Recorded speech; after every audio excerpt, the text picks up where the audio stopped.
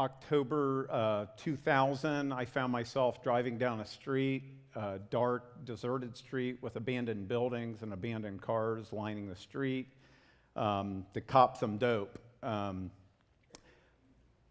I parked the car, and as I was getting out of the car, my 3-year-old and my 5-year-old, who were in the back, asked me where I was going, and I said I'd be right back. And my oldest said, "Daddy, don't leave us. I'm afraid of the dark." It was in the middle of the night, and this is my favorite place to cop dope because even the police didn't like that street. I walked the block, and I could still hear my children screaming, "Daddy, don't leave us. We're afraid of the dark." I walked 2 more blocks where I couldn't hear them, and I stood on the corner and waited for the dope boy for 30 minutes. I came back to the car, and when I came back to the car, I didn't hear my children crying anymore, and I was like, cool. And I got in the car, and I looked in the back seat, and they were covered in snot and tears, and they were going, they couldn't speak, and they couldn't speak for the whole ride home. I spent another few years doing all sorts of things to cop dope and to feed my addiction. And eventually I abandoned my wife, I abandoned my children, I destroyed my career, and I found myself sitting in a drug rehab with about 10 days clean, and all these memories and all these awarenesses just came like hitting me like a wave. And I didn't know really what to do. I had been coming around here for quite a while, the Crossroads. I had checked out some 12-step recovery, and what had happened as a result of coming around these 2 places is I had these men pursuing me aggressively. It was a little freaky, you know. One dude would jog 5 miles to come to my house, and he would drop a note in my mailbox every time he found out that I would disappear for 3 days. And it would have scripture on it, and it would tell me things like that I have worth and that he loves me.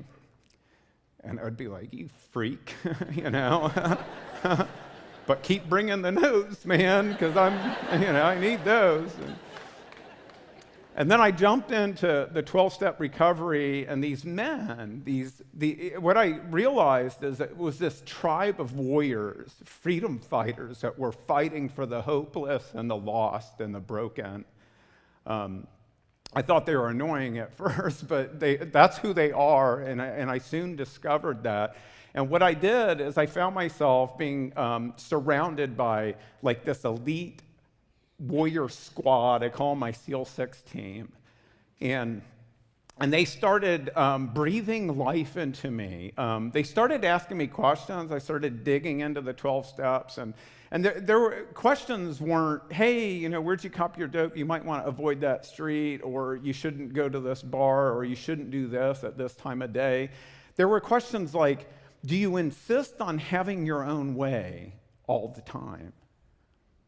Do you take personal challenges in life as personal insults? Do you take things personally? Do you run from relationships when there's a chance for them to be repaired? I was like, what's this have to do with doing dope, man? I don't get this. And so I went on this journey, and I'm growing spiritually, and so I remember I had about like maybe 6 months clean, and I was really struggling. I had 6 months clean, and my wife wasn't trusting me. I wanted the ATM card and the PIN number, and she was like, no, that's not going to happen. And I was like, what the? Got 6 months clean, man. I'm looking pretty good.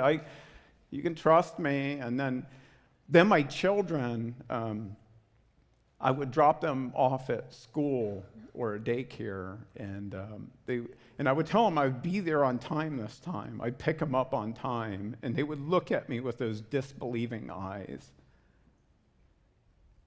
And it just broke me, man. And so I was talking to one of my SEAL 6 team guys, Mike, and Mike was talking to me, and I'm like lamenting over all this that's going on. And he, when I was done, he got real quiet, and he said, wow, you're a good dad.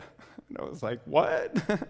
Are you even listening to me? What the heck's wrong with you, man?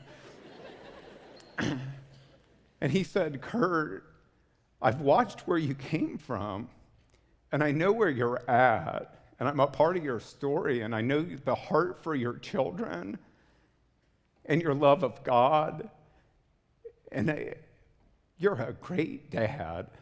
And I was like, man, I don't believe that for myself, but I believe that you believe that, and that's good enough. And so fast forward, today I have 10 years, 8 months, and 5 days clean. Yeah.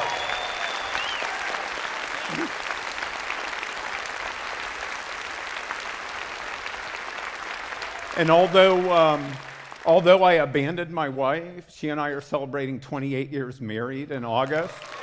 Yeah. And so I find myself in this foxhole on the front line of this epic battle. You know, I don't know if you've heard about it. They started calling this thing a heroin epidemic. And, you know, I've been in this thing for a while. I've been being trained up and spiritually formed to come against this thing with this tribe of warriors. And I'm in this foxhole, and I pop my head up, and they're running this banner across the field that says heroin epidemic. And I was like, well, no, it's an epic battle. I think it started in chapter 3 of Genesis. And we're in this thing. And it may have a different title or different flavor to it. But I get to be a part of this thing. I'm totally qualified to be doing this thing. And so I found right about, it was like 5 years ago, I found this scripture that just, I was like, oh, this is my story. This is where I find myself. I'm in Luke 10, and Luke 10 says that Jesus sent out 72 disciples, 2 by 2, into the cities and the villages to drive out demons and to heal people, to heal the sick. And they went out into the village, and they came back, and they were all geeked out, you know, full of joy, because they said that even the demons fled in your name. And he told these disciples that they had the power and the authority of Jesus to go trample on snakes and scorpions, and that the enemy would flee from them. So I find myself today with this elite squad, this elite tribe of warriors coming in the middle of this epic battle. And what's happened for me is over the past decade, I've gotten to speak to other men who thought that they were bad dads. And I've been on the other end of the phone saying, you're a great dad. And them saying, well, I don't believe that, but I believe that you believe that. And so I'm really excited about this time in history, American history. We got this heroin epidemic, this epic battle. And there's all these young people who are coming to the end of themselves. They're coming to the same place that I came to prematurely, to become warriors, to come onto the front line and to come against the enemy and to trample it and to step on it and squash it.